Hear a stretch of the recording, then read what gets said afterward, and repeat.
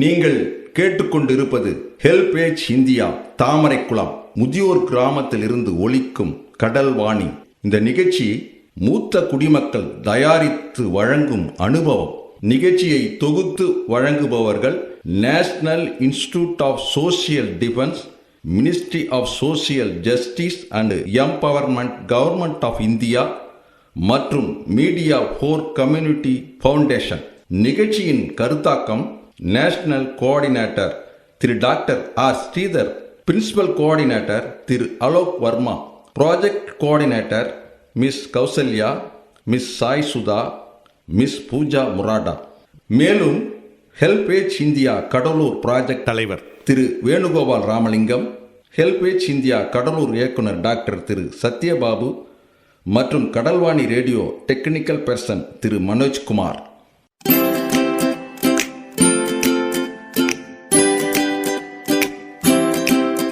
தந்தர்த்தம் என்று சொல்லியே வெள்ளினில் பாட, ஆமா வெள்ளினில் பாட வந்துடுச்சு கடல்வாணியே, வந்துருச்சு கடல்வாணியே.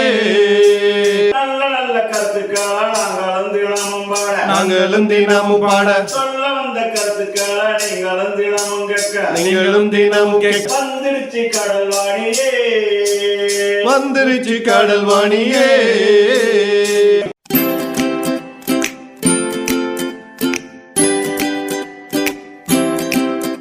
அனைவருக்கும் மாலை வணக்கம்.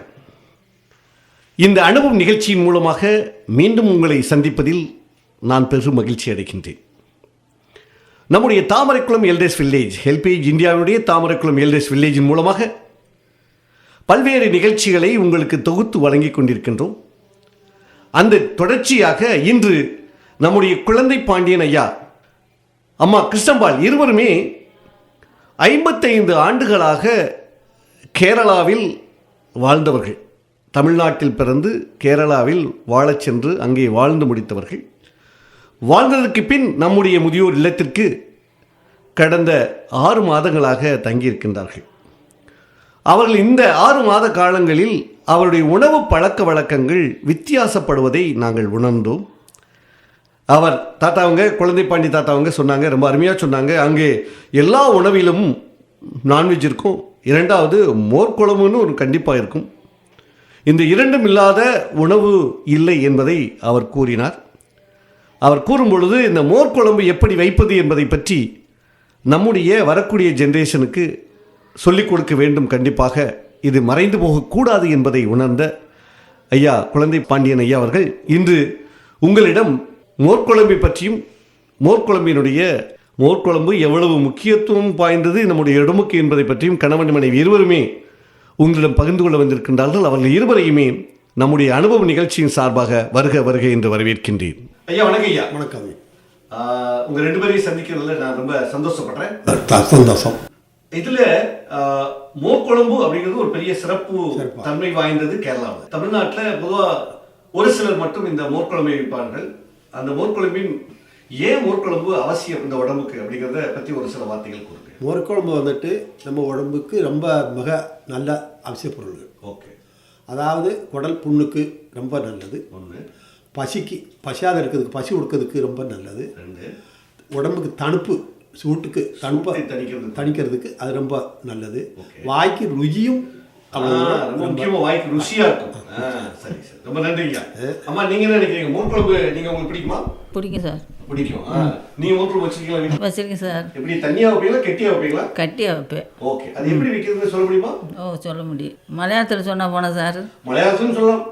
மலையாளத்தில் நீங்கள் சொல்லுங்கள், ஐயா அவங்க தமிழில் சொல்லுங்கள். எனக்கு மலையாளம் தான் வருது. மலையாளம் கும்பளைங்க, மலையாளத்தில் கும்பளைங்கான்னு சொல்லுவாங்க. பூசணிக்கான்னு சொல்கிறாங்கல்ல அங்கே, கும்பளைங்கான்னு சொல்லுவாங்க. கும்பளைங்க அது சின்னதாக அறுக்கணும். அறுத்துட்டு வேவிக்கணும்.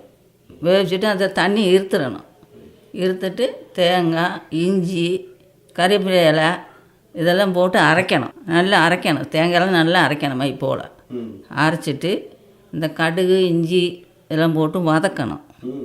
வதக்கிட்டு பிறகு இந்த காயை போட்டு இந்த மோரை ஊற்றி இதெல்லாம் போட்டு வதக்கிட்டு நல்லா கொதிக்க வைக்கணும். கொதிக்க வச்சு நல்லா கொதித்து வரும்போது இறக்கி வச்சிரும். தமிழ்நாட்டை வந்து சாம்ப பூசணின்னு சொல்லுவாங்க. அது அந்த காலத்தில் எடுத்துருந்தாங்க. இப்போ சில பேர் இந்த கந்திஷ்டிக்கு மாத்திரம் எடுக்காங்க. அது கேரளாவில் வந்துட்டு இந்த வெள்ளை பூசணிக்கு தான் இளவம்னு சொல்லுவாங்க, கும்பளங்கான்னு சொல்லுவாங்க. அந்த காயான்னு இப்போ அவங்க சொன்னது. அது கூட சேர்க்க வேண்டியது இஞ்சி, கருவேப்பிலை, நல்ல சீரகம், பூண்டு, என்ன பின்ன தேங்காய், தக்காளியும் அதில் போட்டு சேர்ப்பாங்க. இதெல்லாம் சேர்த்து சொன்ன மாதிரி பக்குவமாக வதக்கி வறுத்து எடுத்துட்டு மோர் நல்லா கட்லெட்டுக்கில் வச்சுட்டு பாகத்துக்குள்ளே உப்பு போட்டு மோரில் பாகத்துக்கு நமக்கு தேவையுள்ள உப்பும் போட்டுட்டு கலக்கிட்டு ரெண்டாவது இது நல்லா வதக்கின உடனே மோர் தூக்கி அதில் ஊற்றுவாங்க. இந்த வதக்குனதில் அப்போ நீங்கள் அரைக்கணும்னு சொன்னாங்க. அதான் தேங்காய் இதெல்லாம் வதக்கி அரைச்சிருந்தாங்கல்ல, வதக்கி அரைச்சி வச்சுட்டு இந்த அரைச்சி வச்சிருந்து மோரை எடுத்துட்டு அதில் ஊற்றிட்டு நல்லா கலக்கிட்டு அடுப்பில் வச்சு நல்லா கொதிக்க வைக்காது. கொதிக்க வைக்கும்போது இந்த கும்பளைக்கு இந்த சொல்கிறோம்ல பூசணி, தாமரை பூசணி, இதை அவிச்சு வச்சுருக்கோம். அரிசி இன்னும் அறுத்து அவிச்சு வச்சுருக்கோம். அதையும் எடுத்து அதில் கொட்டிட்டு நல்லோன்னு வேக வச்சாச்சுன்னா, இறக்கி வச்சாச்சுன்னா வாய்க்கு ரொம்ப பிரமாதமாக இருக்கும், ருச்சியாக இருக்கும், சாப்பிடுறதுக்கு உடம்புக்கு ரொம்ப நல்லா இருக்கும். நிகழ்ச்சியை தொடர்ந்து கேட்பதற்கு முன் மூத்த குடிமக்கள் அதாவது சீனியர் சிட்டிசனின் உதவிக்கான டோல் ஃப்ரீ ஹெல்ப்லைன் எண்ணை நோட் பண்ணிக்கோங்க. 145667.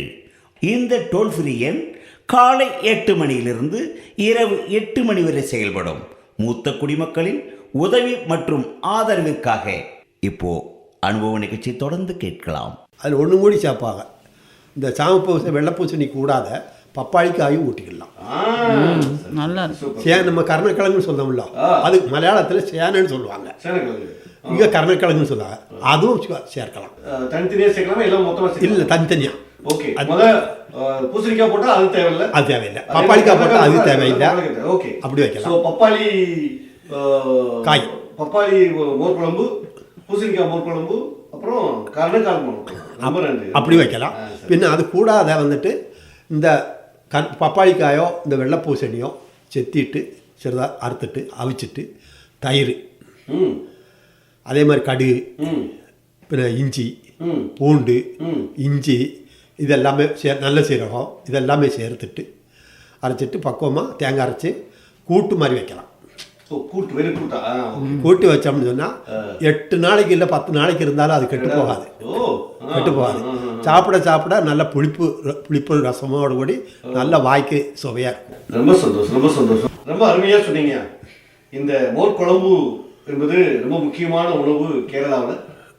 அதில் அம்மாவும் ஐயாவும் வந்து அனுபவ நிகழ்ச்சி மூலமாக இந்த மோர் குழம்பு எப்படி வைக்கிறதுங்கிறது நம்முடைய சமூகத்திற்கு வரக்கூடிய இளைஞர்களுக்கு சொல்லிக் கொடுத்தமைக்கு நன்றி. உங்களை இந்த அனுபவ நிகழ்ச்சியின் மூலமாக மனமாற வாழ்த்த கடமைப்பட்டிருக்கணும். நன்றி, வணக்கம்.